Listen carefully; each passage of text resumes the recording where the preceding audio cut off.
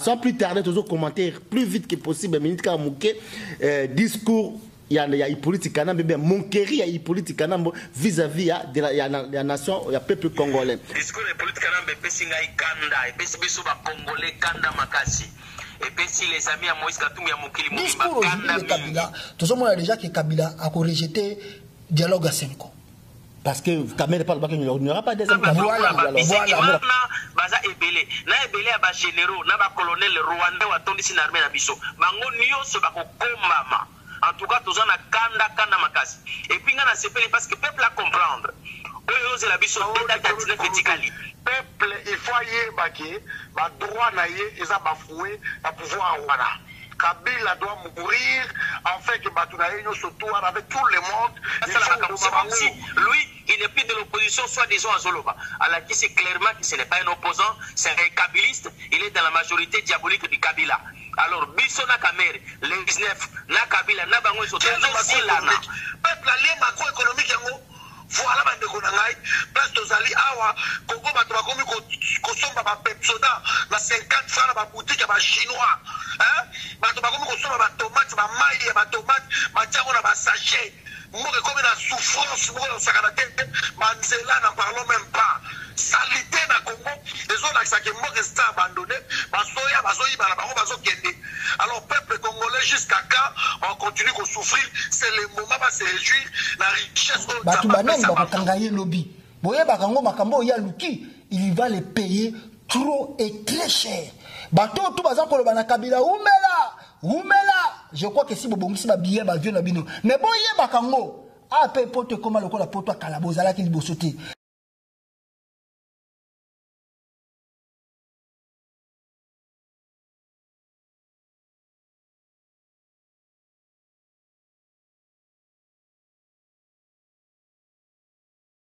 État d'esprit, Toza Awa, n'a papa Evariste en téléphone à partir à France, n'a passé Joël Konde, les amis de Moïse Katumbi. Donc je vous signale que Claude Moutima, ce n'est pas un membre de les amis de Moïse Katumbi, mais Claude Moutima c'est un journaliste, je fais mon travail. Sans plus tarder, toujours commentaire plus vite que possible, discours. Il y a politique Monkeri, il y a politique vis-à-vis de la nation, il y a peuple congolais. Papa Evariste, impression nayo ezalini na discours ya politique na ben Joseph Kabila parce que vous se présenté parce que bato ba ebio mingi na émission balianga no oleka kokolo banini na discours ya politique nambe discours ya politique nambe pesi ngai kanda et pesi biso ba congolais kanda makasi et pesi les amis à Moïse Katumbi ya Mokili Mobimba kanda mingi parce que ezali dernière fois où politique nambe fallait que aleka na congrès c'est-à-dire la chambre basse et haute réunie au Congo, dans le Parlement, na Sénat. Et ça dit dernière occasion, na dernier mandat, na a exception makamalamu. Makamalamu pour nous c'est quoi? Allo bakeno, ok, na Saki Moussa Nanga, na Silisi, bilan est négatif, très négatif sur tout le plan. Maintenant, na Zokinde, na transition na Kozalate, mais na rassemblement, na peuple congolais, na société civile, pour s'organiser pour na gérer transition et bakende très rapidement na élection moko rapide. Comme ça, ba pour na mokonzi wa okamamboka non, alobi na biso bongote. Akomi koloba que non, yé ako permettre de muto akoya po azwa pouvoir dans le kasi. Alors, tout que la est temps na yé jusqu'au 19.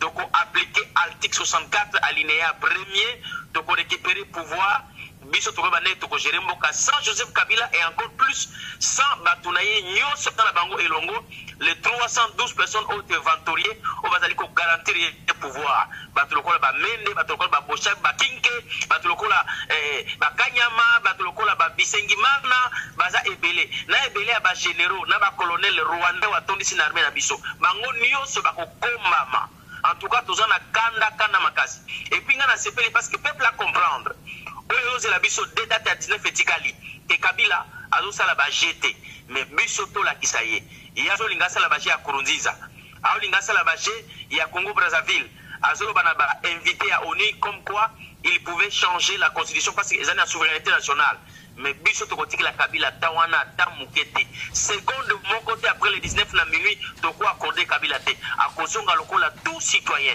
et à ce titre à répondre devant la justice mabe nyonso ça na kati ya Congo voilà réaction na ngaya wana mais papa Evariste ça na raison minute mingi parce que mais il a dit que il va vous donner les cadeaux, un cadeau. L'élection, c'était un cadeau pour vous que Hippolyte Kanambe va vous offrir. Donc, Bobo, cadeau, Anna. Encore une fois, Aza pour prouver qu'Azo Tambouissa Bisso dans la République bananière. Dans la démocratie, na fin à chaque mandat, il faut élection et salement. Ce n'est ni un cadeau, ni même un don. Et ça lit processus normal et bamboka nyonso. Nakisa et outi ko la semaine passée na États-Unis. Dans la trompe aponami na ba américain. Dialogue ezala quitté. Arrestation ba opposant ezala quitté. Interdiction ba marche ezala quitté. Ba outi oponaye marche zozala. Mais pourquoi pas Nabiso? Il faut dialoguer ezala. Il y a Mabé déjà, où il y a Kodjo Kamere Kabila, les 3 cas diaboliques du Congo. Kodjo Kabila Kamere, et puis, Bayasusu, Koluka, oh, et Simba qui était tout ça là-bas. Non, Biso Tolasuna Makamouanate. L'élection n'a jamais été un cadeau dans une démocratie. L'élection est un processus normal où c'est la qu'on a fait à chaque mandat. Et Kabila a aidé en bien parce que à son expérience, il y a 2 fois de suite, même ce qu'a Trichaki, en 2006 et en 2011. Alors, pour la dire où il y a un cadeau, où il y a un cadeau. Cadeau, il y a un cadeau. Le vrai cadeau, Kabila, il y a un départ précipité. C'est ça le cadeau que les Congolais entendent. Parce que Kabila, Kamere représente un grand danger dans le Mokanabiso. Alors, après ça, ce cadeau, il y a un départ définitif. Alors, comportement à Kamere vis-à-vis à discours, il y a mentor naï politique, côte à côte na Rubero. Ça vous dit quelque chose là ou bien comment? Ça nous dit quelque chose de Kamere depuis Kala, Azamutoyo a soutenu toujours Kabila. Yango ba Congolais ba so benga Kamere parce que c'est déguisé qui mouké aya kokosa ba tuna ka opposition. Biso to yebi que Kamere aza opposante. Ba tunyo so ba tebele ba loba ka yango. Et puis parce que ça politique, tu comprendre le génie et pour tout monsieur Moutakala. Nous ce qui est terminé lelo, Kamere a monani mobimanaye. Et puis, la stratégie c'est celle qui a conflicté l'opposition. Ami beta qui ne balle la moto pour politiquement Kamere a mort. Alors, discours là et la Ruberwa et ça là ba Ruguisa et là ba Bisengimana, ça ne nous intéresse pas. Kamere a toujours soutenu Kabila. Il n'a jamais changé. À comment livre, voilà pourquoi j'ai choisi Joseph Kabila. Choix n'a été le nano a modifié en côté. Azo continuer pour soutenir. Donc quand moi Kamere a commis même qu'on réclamait le rassemblement Baya Basala Makambu. C'est comme si lui, il n'est plus de l'opposition, soit disons à Zoloba. Alors qui c'est clairement que ce n'est pas un opposant, c'est un kabiliste. Il est dans la majorité diabolique du Kabila. Alors, Biso na Kamere, les 19, na Kabila, na Bango Sotozo Silana. En tout cas, Kande Zamakasi, na Soltaka Boito, Yebinga Ibaliangando, mais vraiment, le Kande Zamakasi. Tout à la Makila, tout à la Moka, Nengezo, Kenengezo Beba. En tout cas, les Kamsou Zoba Kisaba Nikonangai, tout y komona, ba dépeuplé, ba Namboka na Biso, ba Bombi, ba Bengani Bango, ba Zubarande, ba Tiekuna, ba Poli, grand frère Yarouberwa, Monsieur Raphaël, Akoma, chef coutumier à Mokanabiso. Est-ce qu'il y a moyen de maman? Mais jamais, jamais. Alors, Batouane, il faut pas qu'elle. Alors, pour la dernière question, quelle est la réaction de votre chairman Moïse Katumbi? Quelle est sa réaction vis-à-vis du discours Hippolyte Kanambe avec Joseph Kabila? Quelle est la réaction de votre chairman Moïse Katumbi? Leader Nabiso Moïse Katumbi, Tchabou est candidat du peuple. Réaction naïe et bani. Depuis Kalayena Kabila, balobaka sou monoko mon côté, batalaka sous direction mon côté, basola kapete. Réaction na ezali non avenu, non événement. Discours à Kabila, les événements mon côté. Et regardez ça l'événement, ce qui ayoka conseil au Katumbi a Pesaï conseil que bima par la grande porte. Katumbi a Pesaï conseil, il y a une vie après la présidence, après le mandat. Katumbi a Pesaï conseil, la politique n'est pas une carrière. Donc, il fallait qu'il a comprendre. Réaction à l'idée Nabiso Zali contre, puis, Babilo Koana, Tango Tokoya aux affaires, ce qui nous a endémie, le Kola Biso Tala Kan, Namek Tobon, la Kelongona Moïse, pour Namboka Congo, et qui a Bonami, Biloko Yoso Tokobala. Et puis, Kabila a répondre à l'Obiango Susu devant la justice pour la Onyoso à Sali, na Congo. Et ça là crime, et ça là crime économique, et ça là crime de sang. Nyoso n'a pour répondre en gros. Alors, merci Évariste. Je crois que jeudi prochain, tu reçois l'émission. Vous allez plaisir de participer jeudi. Merci à toi, Évariste. Merci beaucoup. Tout ça, on a un grand combattant, M. Patrick Beabosso, qui n'est plus à présenter. donc tozana awa azolanda permission apesi mbote minga. Mais si quoi réaction na pas couper sa réaction na ya quelques minutes pour na discours ya politique kanambe. Bonjour papa. On peut passer moi minute mukete aux direct que monsieur Balianga ndo passer moi réaction mukete na discours ya politique kanambe ben Joseph Kabila. Bon, réaction est simple, Ezaki. Joseph Kabila vient de encore une fois montrer sa cruauté dans le pouvoir. Joseph Kabila a provoqué encore le peuple congolais. Kabila a défié Bissou. Alors, là, il y a beaucoup de réactions du peuple, il faut y aller, le droit est bafoué, le pouvoir. Kabila doit mourir, en fait, que Batunaïno se tourne avec tout le monde, il faut que Mabango, c'est les athées. Réaction dans les alliés, qu'on prépare un cocktail molotov, ma méli, ma machette, nous surtout, ma essence, ma bidon, qu'on tomba, qu'on pélissagnon surtout. C'est ça vraie réaction pour répondre. Souvenez-vous, Kabila n'a pas notable, il y a Tatanga. Alors, en 2006, il n'y avait rien. En 2011, il n'y avait rien. Et en 2016 aussi, il n'y aura rien. Donc cet homme a commencé à défier le peuple congolais depuis longtemps, mais je crois que cette fois-ci, il y a un clic qui n'a pas tout Koufa. Nous avons besoin de moi, j'avais un message à passer pour un rassemblement, qu'ils arrêtent eux aussi ma dialogue. Dialogue, il y a mis balai to ligné à monter, le temps n'est plus là. On n'a plus de temps. Donc préparer le peuple congolais, va préparer journée on a les 19. Voilà,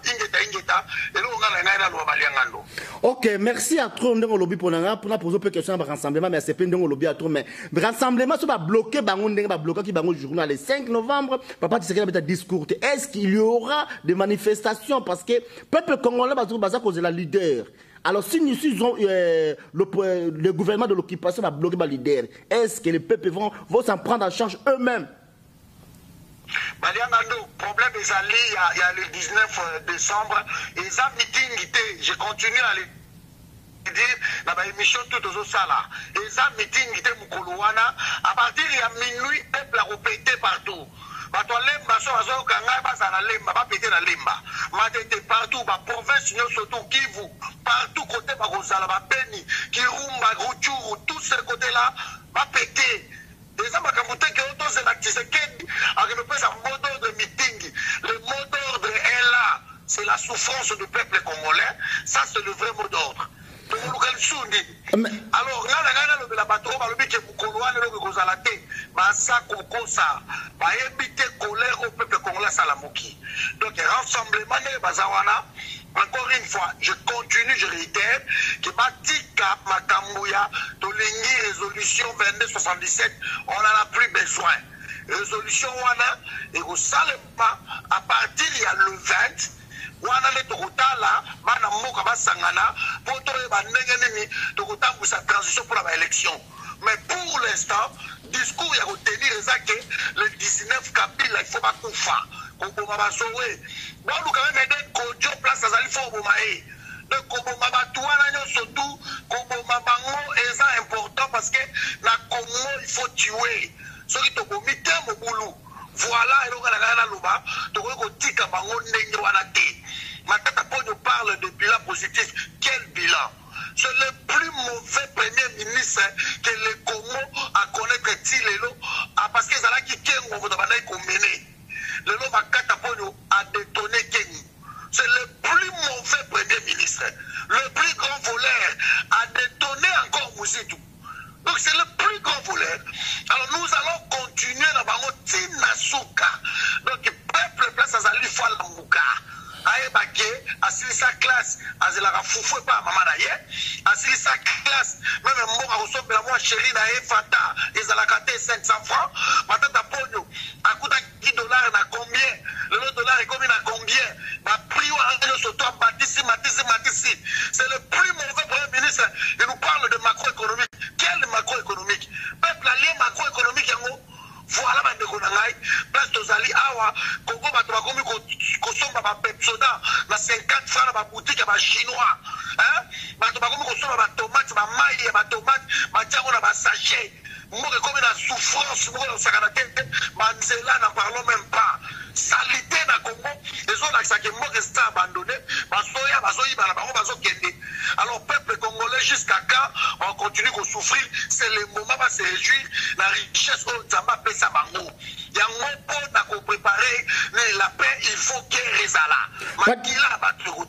Patrick Efonja.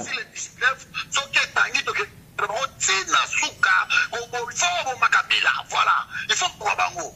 Patrick Efonja pour la dernière question, qui est une question personnelle, c'est pas Balianga. Patrick Efonja, parce que tu as une information qui est au sommet de Yabiye, il faut que Kinshasa, ou bien que Zela ou Kuna, bateau rassemblement, la caméra, pour pas poser au poste, il y a ministre, l'obini, Patrick Efonja. Est-ce que vous démentir Rango, Bézab, Bézab solo? Déjà j'étais en prison il y a déjà plus de 3 ans, Bakanaki Ngai, na BPK à Kin Mazière.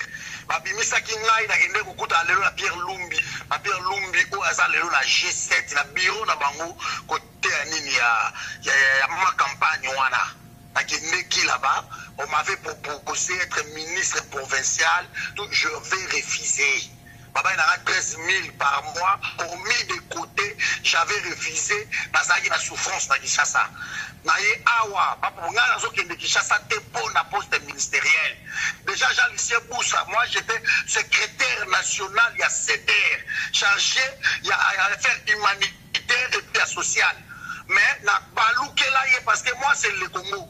Donc il n'a jamais quand on va la droite majal c'est Boussa quand on va dans la caméra. Ils ont imaginé Nyande na awa na cohabiter na batuneti neti ba mende. Et aussi matin et aussi matin na kana bato ba vital caméra a diriger na et aussi matin.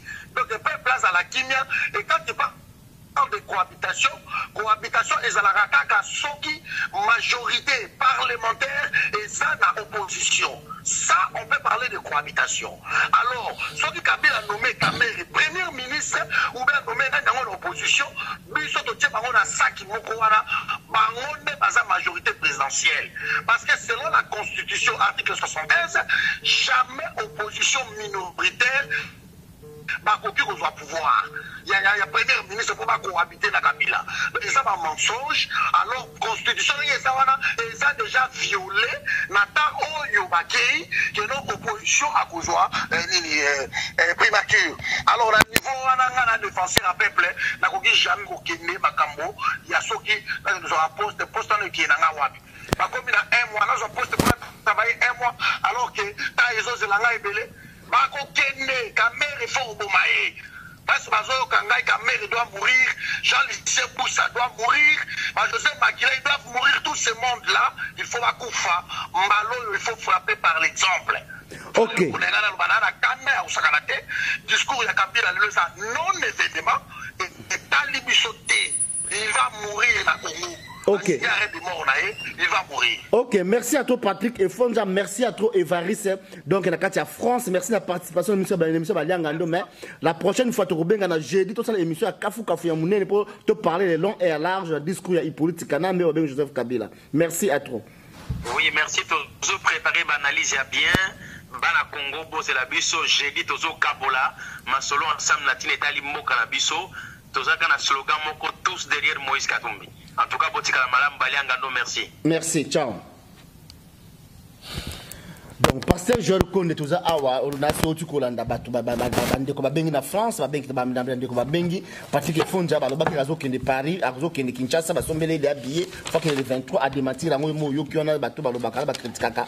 Oui, quelque part, Evariste, Moutounao, à m'équiper Kolobela, pour la main, Balobé, battu un rassemblement, pour le Maramadi. Alors, ma fait compte, on a pasteur Joël Konde, ils allaient vraiment Mbangwa. Discours politique, Kanambe, devant le Seigneur Maramboa, tout pasteur Joël Konde, ça la peine analyse, commentaire, ça la analyse profond, long et large. Non, mais discours ya Kabila, ils ont dit déception. D'abord, parlons vraiment de la politique. Ils ont une grande déception aujourd'hui devant une nation, une grande nation comme le Congo. Discours Tukoyoka. D'ailleurs, nous le disons tous les jours, Kabila n'est pas compétent de tenir un pays comme le Congo. Donc, son niveau intellectuel est trop bas. Il y a qu'à diriger le pays le Congo. Donc, Congo et le Kélakaï Mounene a baraté là où commencer, là où finir. Alors, bon, le discours, je crois que tout le monde a suivi. Et là, comme Malunga au Kabila Lobi, le discours en Ezate, il a fait que répéter Makamone ou Alobaka. il a dressé son bilan. Il a commencé d'abord par une minute de silence pour na ba mort bazali na Beni et que lui dit que ba mort wana ba émission spéciale toujours parler donc quelques minutes pour nous un peu décortiquer discours et politique kana mais ba politique kana be auto ko sakana ba congolais auto ko bamba ba congolais auto ko lo ba makam o mutema ne linga lo baka ke no adveke pour oyo kuya eya donc à côté de pouvoir parce que moyo qui a bien économie premier ministre mais tant que journaliste balanga dans état d'esprit parce que je reconnais au rolobani na discours politique mais parce que point nécessaire prise wana les années belé parce que mais quand on parce que à l'objet que Congo est comme réunifié ils allaient réunifier parce que je reconnais. Bon voilà, au début de son discours Nélanda Koloba, il a commencé à parler de une minute à 5 minutes de silence pour la mort à Beni, que lui il appelle que Beni, ce sont des terroristes. Alors je ne sais pas si Kabila connaît un peu la définition de ce qu'on appelle par un terroriste ou bien de terrorisme. Donc je crois qu'il y a tanga batla suanate donc pour naïe tanga yoka ka mot terroriste azo kanisa ki babilo ko ne zo na Nord Kivu bien na Beni eza ba terrorisme, c'est pas le terrorisme là-bas. Tout ce qui se passe au Nord Kivu eza ba jeu ya Kabila. Ça nous le disons et nous tenons ferme sur ça. Kabila ozo sala na Beni na bato ba entouré, ils doivent mettre ça sur leur tête avec 29 généraux. Na ba 29 généraux na bango, ils vont payer ça. Un jour, Kabila va payer Oyo Nyonso Baza Kosala na Beni parce que Oyazo Benga terroriste, c'est lui le premier terroriste de la République démocratique du Congo. Avec tous ces bandes-là, on va entourer, Baza ko accompagner na massacre wana, na saccage Bazo Sala na la République du Congo. Donc les qui discours. On a bandaki on a discours, on a passé à 5 une minute à Beni. Yango na zo bané yatanga zo benga ba terroristes, ce sont pas des terroristes, ça ba batunaye o yatinda ka basa biloko wana. Et de deux, to leki na deuxième point, il y a alobandi abandi ko lo makabi ma mbebele. Voilà.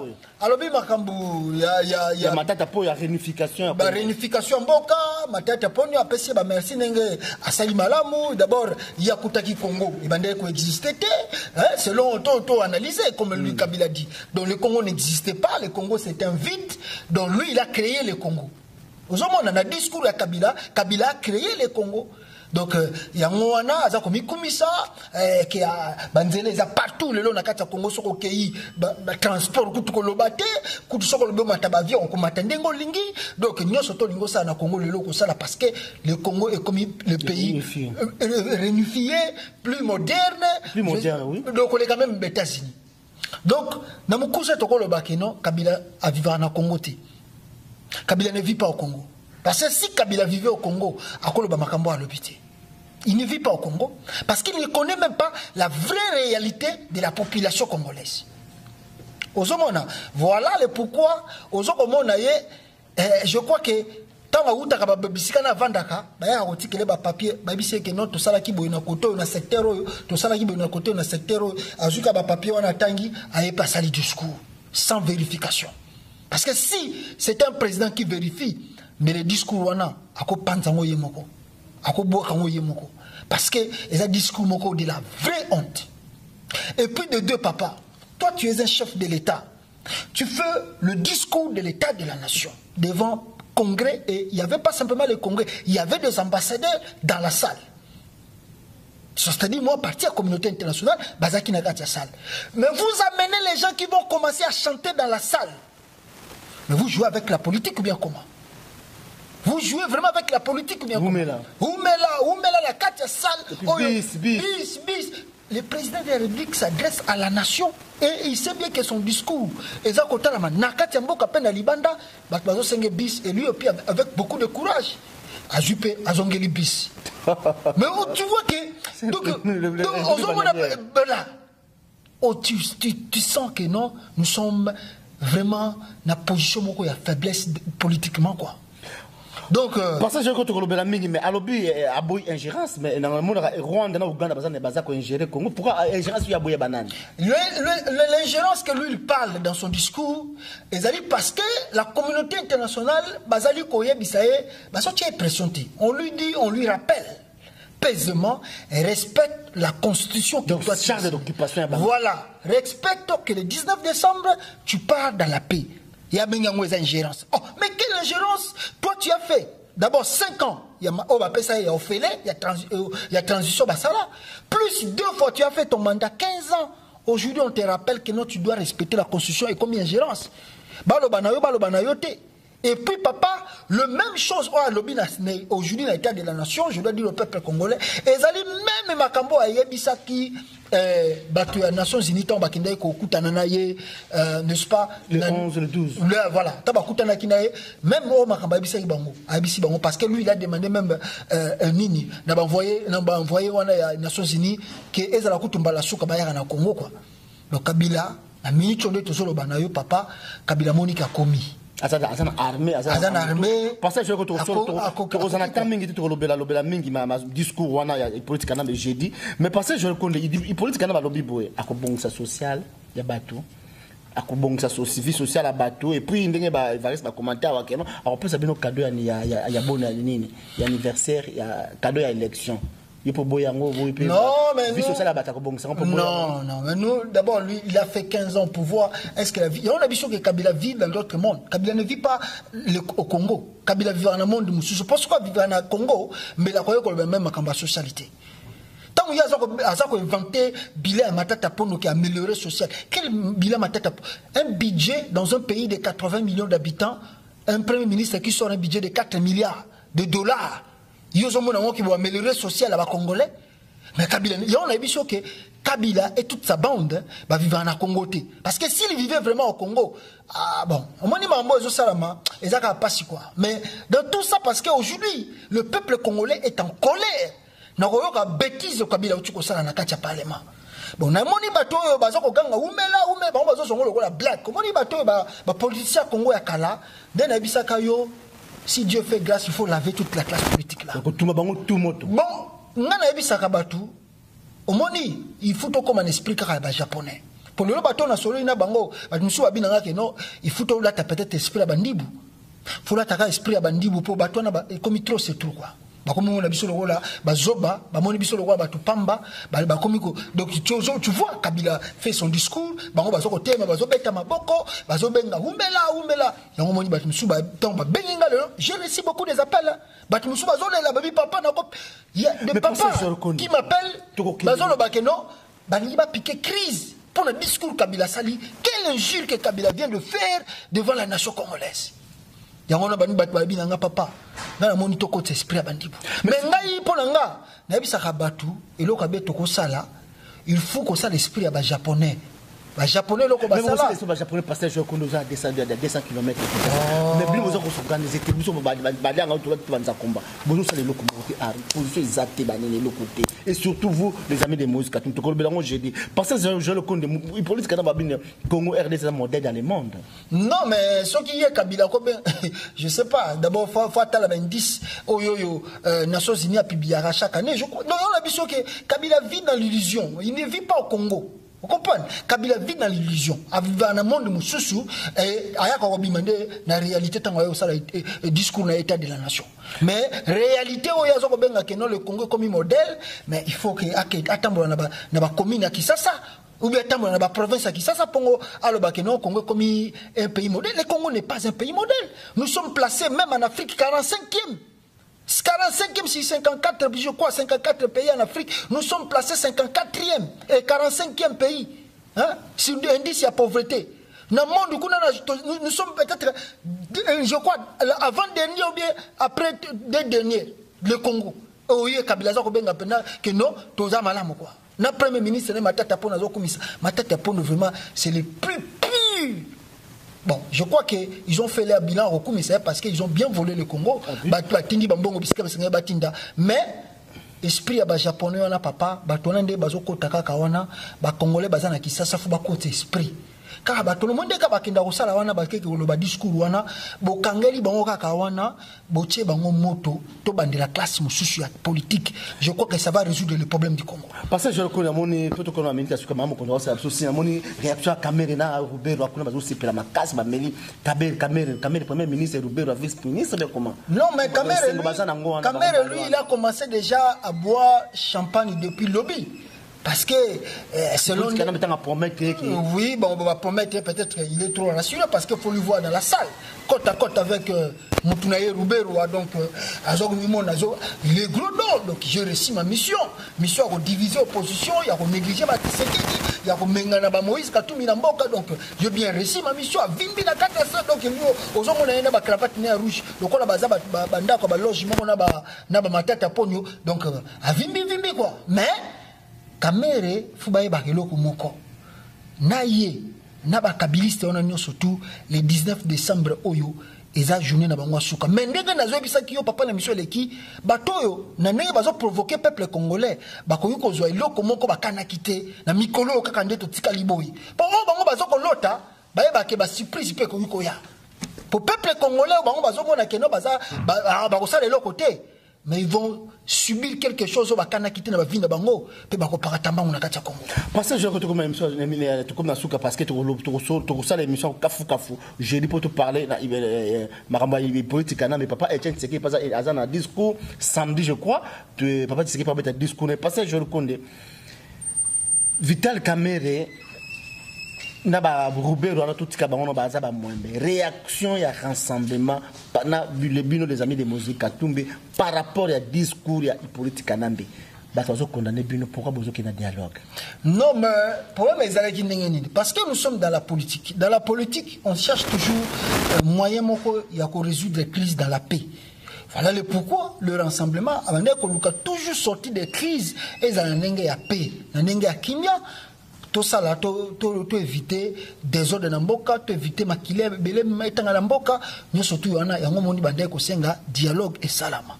Alors, mais moi je pense que naebi ke bata senko baza juste, mais toujours na cadre d'investigation tout ça là, moi je demande toujours de toujours banakata renseignement, il faut qu'il soit aussi prudent parce que toujours courir derrière le temps.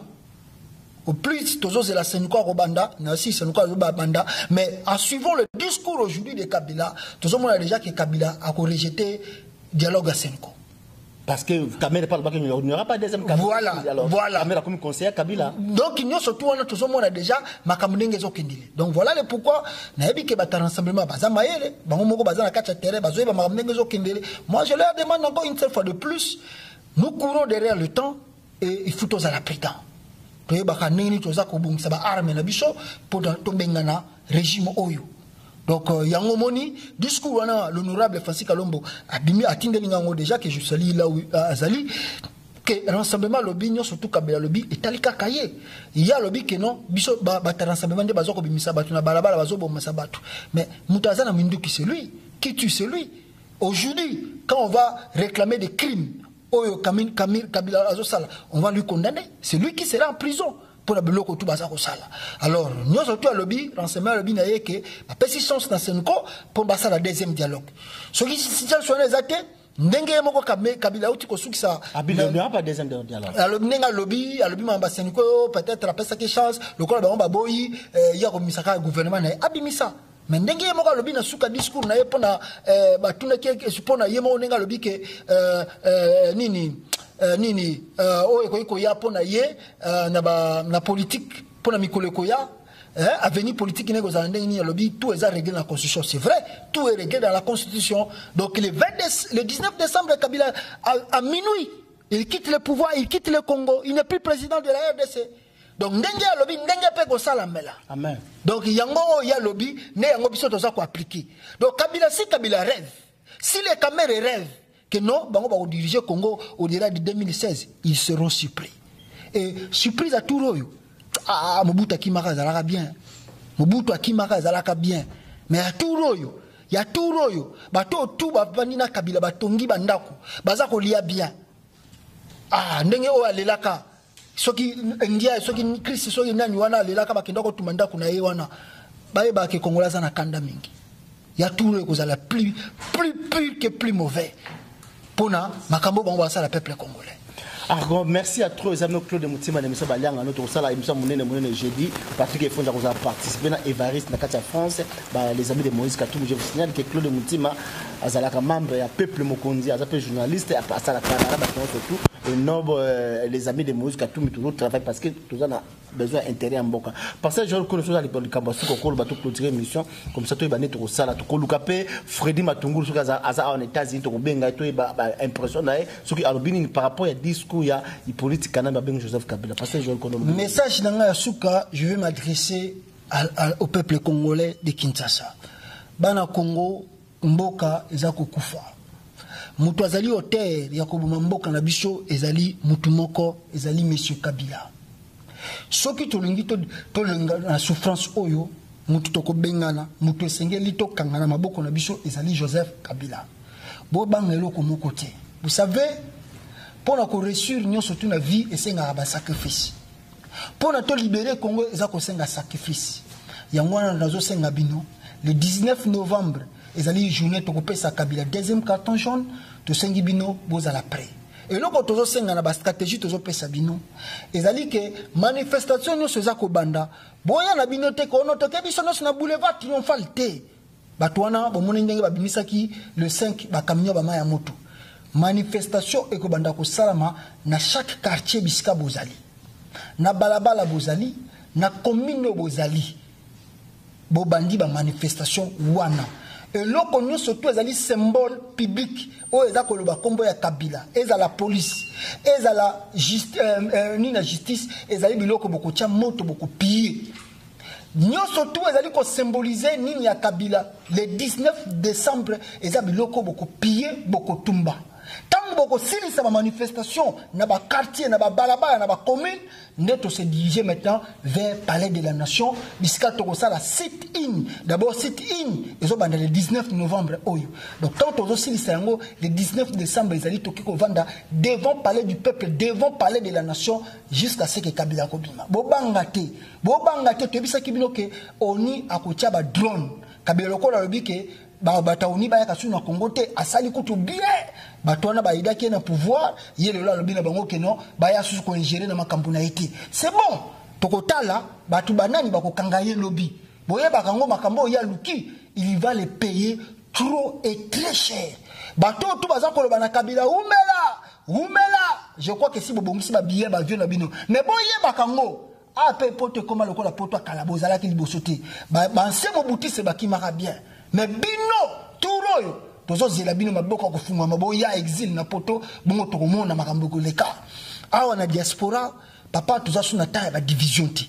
to komi na tango bomoko to sangana bomoko to luka ba mécanisme je crois que to sola kinande ko ngai ndeko na ngai nani azana Washington DC nani azalaki ya papa na biso Valère to sola kinene na stratégie oyo na sir to kolobela ngote poza makamsu to kolobango ate na média donc to sola ki déjà makamsu zo salama donc batu bazala ka après moto ekepela so Kabila lingi moto pela moto ekopela ye na ndeko nae na kamere na ruberwa bon so bango lokwa basi batondi Congo ba monique Congo komi ya bango to comprendre dans le 19 décembre. Merci à tous les Abaliangando mokili mobimba mamo ko ça biso si mais na robana longo moko na batu o bazaka na tout ya politique kanambe. Si un chef de l'état vraiment tu es kanambo za réellement chef de l'état qui ozolinga Congo ndongo lobi ke souci na yo ke Congo est avancé, souci na yo ke Congo ke liboso. Et le liboso ko ça d'abord remaniement, changement. Papa, kopesa sous discours à remaniement te Kabila so mano na minute wana ko remaniement banini te mais il fallait asa la changement so ngati kana Congo batoka babakanya papa kotika suna Congo te bakanya wana batona tu fallait que discours fallait betango wana kolongola banyama wana nyoso tu ba mwembela ba mende kukanga bango bakanya mana tout et enfin oye baneno ma sorti na yo à tête au meilleur préféré na yo pour le bakaka au côté discours no que adivin que pour na batu oyo ba pesa ka lutu batu ba laisse que kwanga lobby le lobby obimi minu ko kata ko lia misape batu wana alors ba chaque fois que mutali bomma ennemi na eza ka munganga ezaka police te pas na police te mais yo ennemi na yo zali mutu oyo aza ko traiter yo zaki balianga ndo mokili mobimba c'est état d'esprit merci à toi ciao.